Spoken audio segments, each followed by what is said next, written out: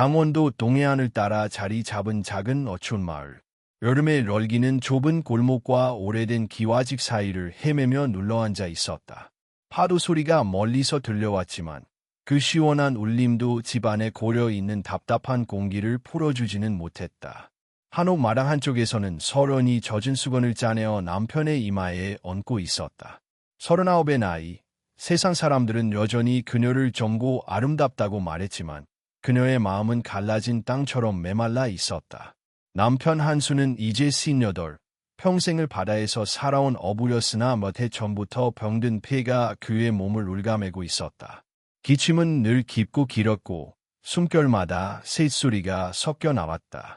서른은 남편을 사랑하려 애썼으나 밤마다 찾아오는 고독과 허전함은 피할 수 없는 현실이었다.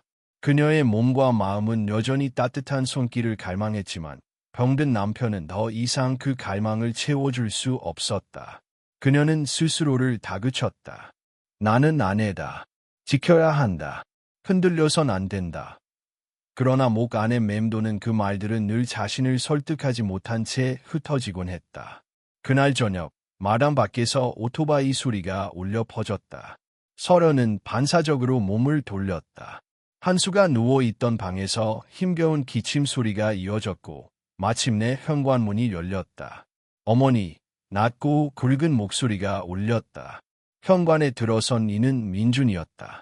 28, 도시에서 건축기술자로 일하며 살아가던 그는 아버지가 이륙하다는 소식을 듣고 급히 내려온 것이었다. 단정하게 다듬어진 머리칼, 햇빛에 그을린 피부, 그리고 젊음이 가진 묵직한 힘이 그의 어깨와 걸음에 배어 있었다. 서른은 순간 얼어붙었다. 한번 넘어 영상통화로만 보아왔던 존재가 눈앞에 선 것이다. 낯설지만 동시에 피할 수 없는 시선이 마주쳤다. 민준 역시 당황한 듯 잠시 멈춰 섰다. 달빛이 마당을 비추고 있었고 하얀 저고리와 랄른 치마를 걸친 서른의 모습은 달빛에 씻겨 나온 듯 선명했다. 왔구나. 그녀가 조심스럽게 말했다. 목소리에는 반가움과 불안이 함께 묻어 있었다. 아버지 상태는 어떠세요? 민준은 시선을 거두려 했지만 의식하지 못한 채 그녀의 눈가, 어깨, 그리고 랄른 옷자락에 시선이 멎곤 했다. 그날 밤 이후 집안의 공기는 달라졌다. 민준은 아버지 곁을 지키며 하루 대부분을 보냈다. 그는 아버지를 부축하고 약을 건네며 틈틈이 마당에서 장작을 패고 고장 난 지붕을 고쳤다. 땀에 젖은 그의 팔 근육은 힘차게 움직였고 그 모습은 서른의 시야에서 쉽게 지워지지 않았다. 그녀는 애써 시선을 돌렸지만 눈길은 늘 다시 그에게로 향했다. 서른은 스스로를 책망했다. 저 아이는 남편의 아들이다. 내겐 금지된 이름이다. 그러나 금지된 이름일수록 그 무게는 더욱 짙게 마음속에 내려앉았다. 며칠 후 바람결에 마을 사람들의 속삭임이 들려왔다. 이후로 아주머니가 시장에서 수군거리는 소리를 서른은 우연히 들었다. 젊은 새아씨 혼자 살림 지킨다더니 이젠 아들까지 내려왔다지. 세상 참 알다가도 모르겠네. 그 말은 단순한 소문이었으나 서른의 가슴을 날카롭게 찔렀다. 혹시라도 이 감정이 밖으로 드러난다면 세상의 손가락질은 피할 수 없을 것이다. 그녀는 마음속에 철문을 세우려 했다. 하지만 매일 아침 지게를 메고 땀 흘리며 마당을 오가는 민준의 뒷모습은 그 철문을 흔들어댔다. 그리고 밤이 오면 집안은 기침 소리와 고요에 잠겼다. 서른은 누워 눈을 감아도 쉽게 잠들 수 없었다. 그녀의 귓가에는 아직 젊은 심장의 박동 소리가, 눈앞에는 아버지를 닮지 않은 강인한 어깨가 아른거렸다. 민준이 내려온 지 보름이 지났다. 아버지의 병세는 여전히 나아지지 않았고 집안은 무겁고 지친 공기에 잠겨 있었다. 그러나 그 속에서 새로운 기운도 스며들고 있었다. 젊은 피가 들어오자 집안일이 하나둘 달라졌다. 민주는 새벽마다 우물에서 물을 길어다가 장독대에 붓고 낮에는 지붕에 새는 기와를 고쳤다. 저녁이면 바닷가에 나가 그물에 찢어진 틈을 기워왔다. 그가 일을 할 때마다 팔과 어깨의 근육은 땀에 젖어 윤이 났고 숨결은 뜨겁고 또렷했다. 그 모습을 바라보는 서른의 눈은 늘 흔들렸다. 그녀는 애써 시선을 거두었으나 눈길은 어느새 다시 그에게로 향했다. 밤이면 둘은 자주 마당의 테마루에 마주 앉았다. 한수는 기침 끝에 겨우 잠들었고 마을은 일찍 어둠에 잠겼다. 서련은 따뜻한 생강차를 내왔고 민주는 담배를 물고 있었다. 서울 생활은 어때요? 그녀가 조심스레 물었다. 바쁘죠. 사람은 많지만 늘 혼자인 것 같아요. 그의 대답에는 피로와 공허가 묻어 있었다. 혼자라는 건 익숙해지지도 사라지지도 않아요. 서연은 말끝을 흐리며 먼 하늘을 바라보았다. 짧은 대화였지만 그 속에는 서로가 채워주고 싶은 빈자리가 드러났다. 두 사람은 그것을 굳이 설명하지 않아도 알 수 있었다. 그러나 낮이 오면 현실은 달랐다. 마을 사람들의 눈은 예리하고 빠르다. 오 아주머니는 날마다 기웃거리며 이야기를 주워 담았다. 하루는 민준이 새벽에 장작을 패고 있을 때 그녀가 담장 너머로 말을 던졌다. 젊은 새아씨 혼자 살림하는 게 힘들었을 텐데 아들이 내려와서 참 다행이네. 그런데 밤마다 불빛이 자주 켜져 있더라. 그렇게 할 말이 많은가 봐. 민주는 대답하지 못했다. 웃음으로 넘겼지만 속은 쓰라렸다. 그는 자신도 모르게 서연을 지키려는 마음을 품게 되었음을 깨달았다. 그날 밤 서연은 방 안에서 홀로 다이어리를 펼쳤다. 글씨는 떨렸지만 솔직했다. 나는 그 아이를 피해야 한다. 그러나 눈길 하나에도 심장이 흔들린다. 나는 아내인가? 아니면 아직 사랑을 꿈꾸는 여자일 뿐인가? 민준 역시 갈등에 휩싸였다. 아버지를 모시는 동안 그는 자주 어머니의 사진을 떠올렸다. 젊은 나이에 세상을 떠난 친모의 얼굴은 늘 미소를 머금고 있었다. 그 앞에서 그는 속으로 되뇌었다. 어머니, 제가 잘못하고 있는 건가요? 그런데 왜 이 마음은 멈추지 않죠? 시간이 흐를수록 두 사람은 더욱 조심스러워졌다. 그러나 조심할수록 작은 일들이 더욱 선명해졌다. 저녁 식탁에서 그들의 손이 잠시 스쳤을 때 순간의 떨림은 오래 남았다. 좁은 복도를 스쳐 지나가며 어깨가 닿았을 때 숨결은 불길처럼 번졌다. 서연은 차가운 물에 얼굴을 씻으며 스스로를 달래곤 했다. 이건 잘못이다. 멈춰야 한다. 하지만 거울 속 그녀의 눈동자는 이미 흔들리고 있었다. 민주는 밤마다 잠들지 못하고 뒤척였다. 창밖에서 달빛이 흘러내리고 그는 그 달빛 속에 서 있는 서련의 모습을 떠올렸다. 억눌러야 한다는 이성과 다가가고 싶다는 본능이 싸우는 소리는 귀를 막아도 들려왔다. 그러던 어느 날 마을에서는 작은 소문이 돌기 시작했다. 민준 씨가 새엄마랑 자꾸 마당에서 늦게까지 얘기하더라. 젊은 새아씨가 웃는 걸 처음 봤다. 사람들은 대수롭지 않게 흘려보내는 이야기였지만 서연의 가슴에는 불안으로 새겨졌다. 그녀는 알았다. 작은 불씨는 이미 피어올랐다. 그것은 숨어 있었지만 언제든 타올라 집과 삶을 집어삼킬 수 있는 불꽃이었다. 여름 장마의 끝자락, 마을은 검은 구름에 잠겼다. 바람은 지붕의 기와를 흔들었고 바닷가에서는 파도가 성난 듯 부딪혔다. 그날 밤 한수의 기침은 유난히 깊고 길었다. 열은 높아지고 숨소리는 거칠게 갈라졌다. 물 좀 더 길어와라겠어요. 서연이 떨리는 목소리로 말했다. 제가 다녀오겠습니다. 민주는 대답하고 곧장 마당으로 나갔다. 장대비가 쏟아지고 있었지만 그는 맨몸으로 우물로 달려갔다. 찬물 한 바가지를 떠서 방으로 들어올 때에는 이미 온몸이 젖어 있었다. 서련은 젖은 수건을 바꾸어 얹으며 아픈 남편의 가슴을 부드럽게 두드렸다. 그러나 그의 시선은 의도치 않게 옆에 무릎 꿇은 민준의 손과 어깨에 머물렀다. 빗물에 젖은 그의 옷은 몸에 달라붙어 젊은 근육의 윤곽이 선명하게 드러났다. 순간 그녀의 숨은 멈춘 듯했고 죄책감과 욕망이 함께 솟구쳤다.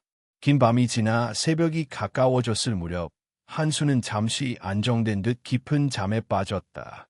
기침도 잦아들었다. 방 안에는 축축한 공기와 빗소리만이 가득했다. 서련은 무거운 숨을 몰아쉬며 텐마루로 나왔다. 빗줄기는 여전히 거세었고 하늘은 천둥으로 갈라졌다. 그녀는 젖은 머리칼을 뒤로 넘기며 깊은 한숨을 내쉬었다. 그때 민준이 뒤따라 나왔다. 그는 손에 담배를 쥐고 있었지만 불을 붙이지 않았다. 대신 그녀 옆에 앉아 빗소리를 함께 들었다. 두 사람 사이에는 말없이도 알 수 있는 긴장이 흐르고 있었다. 만약 서연이 입술을 떨며 말을 꺼냈다. 만약 모든 게 달랐다면 우리도 달라졌을까요? 민주는 고개를 돌려 그녀를 바라보았다. 눈빛에는 놀람과 두려움, 그리고 오래 참아온 갈망이 동시에 서려 있었다. 그는 잠시 망설였지만 빗소리에 묻히듯 낮게 속삭였다. 저도 더는 모르겠습니다. 말은 짧았지만 그것만으로 충분했다. 이성의 장벽은 그 순간 무너졌다. 민주는 손을 뻗어 서연의 떨리는 손을 움켜쥐었다. 그녀는 저항하지 않았다. 오히려 눈을 감으며 그의 손을 꼭 쥐었다. 그리고 다음 순간 그는 그녀를 끌어안았다. 빗물이 텐마루까지 흘러들었지만 두 사람은 그 사실조차 느끼지 못했다. 서로는 한순간 몸을 떨며 그를 밀어내려 했으나 그것은 진정한 거부가 아니었다. 그녀의 손길은 곧 그의 등을 감싸 안았고 눈에서는 눈물이 흘렀다. 그것은 슬픔이자 해방의 눈물이었다. 안 돼. 그녀가 속삭였으나 그 말은 이미 의미를 잃어버렸다. 죄송합니다. 하지만 참을 수 없었습니다. 민준의 목소리는 뜨거웠다. 두 사람은 결국 텐마루를 벗어나 뒤편의 낡은 창고로 발걸음을 옮겼다. 어둡고 습한 공간, 고기잡이 도구와 그물이 널려 있는 곳이었다. 그곳에서 그들은 더 이상 숨기지 않았다. 폭풍우는 지붕을 두드렸고 파도는 밤새도록 절벽을 때렸다. 그러나 그보다 더 거세게 출렁인 것은 두 사람의 가슴 속 금단의 열망이었다. 시간이 얼마나 흘렀는지 알 수 없었다. 새벽녘, 빗소리가 잦아들 무렵 그들은 서로에게 몸을 기댄 채 앉아 있었다.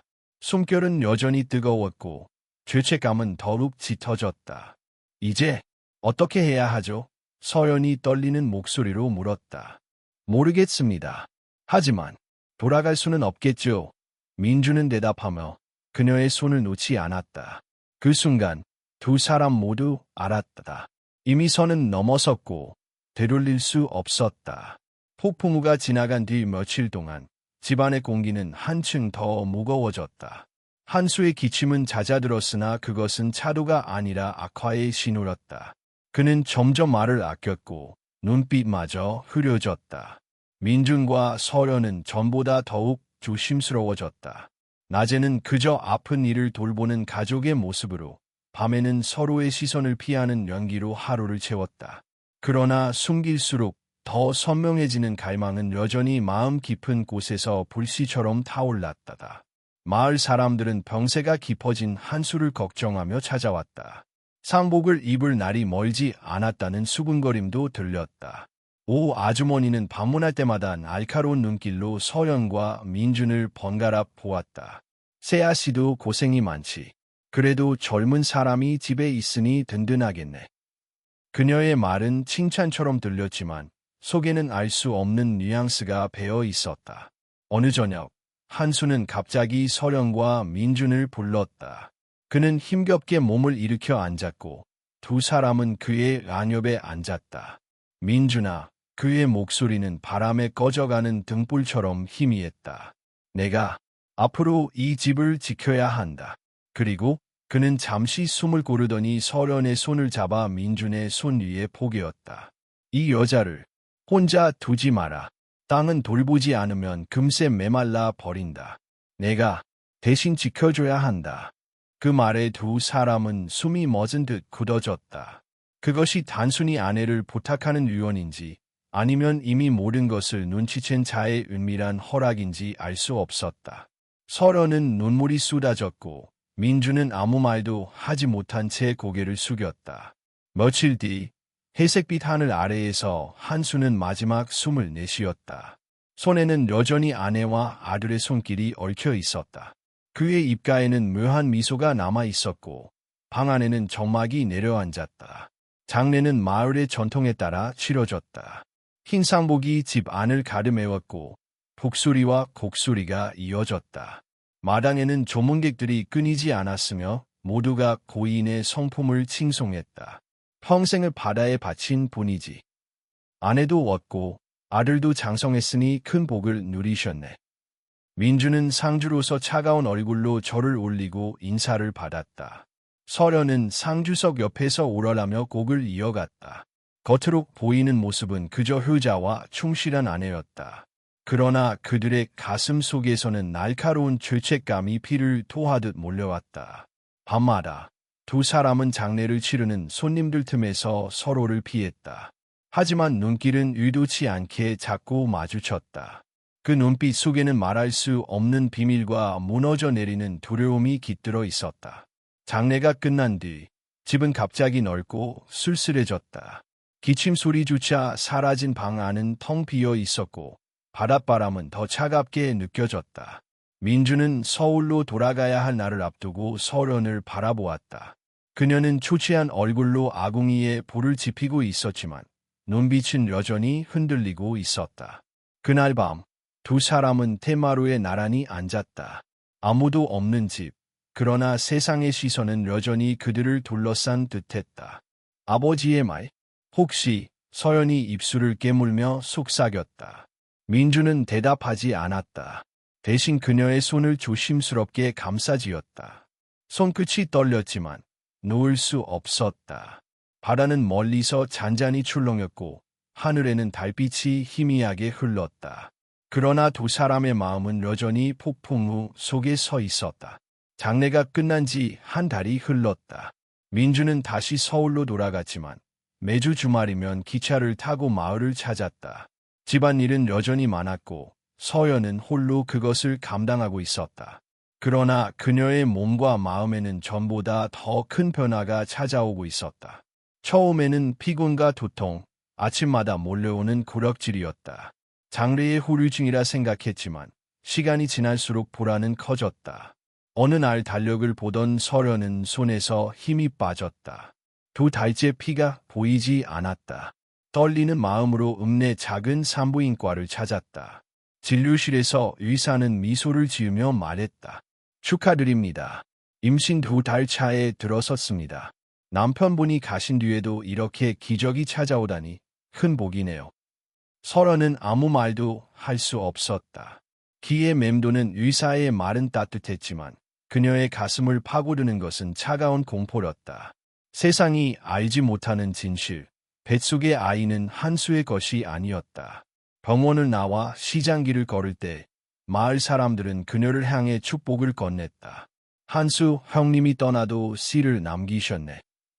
아이만 잘 나오면 외롭지 않겠지. 서련은 억지로 미소 지었지만 발걸음은 무거웠다. 집으로 돌아오자마자 그녀는 거울 앞에 서서 배 위에 손을 얹었다. 아직 미미한 변화였지만 안쪽에서 살아 숨쉬는 존재는 분명했다. 그것은 죄의 증거이자 동시에 그녀가 버릴 수 없는 희망의 불씨였다. 며칠 뒤 민준이 마을로 내려왔다. 그는 집안에 들어서자마자 그녀의 창백한 얼굴을 보고 눈치를 챘다. 무슨 일 있습니까? 서련은 대답 대신 눈물을 흘리며 속삭였다. 나 아이를 가졌어. 민주는 말없이 그녀의 두 손을 붙잡았다. 잠시 후 그는 낮게 말했다. 이제 피할 수 없구나.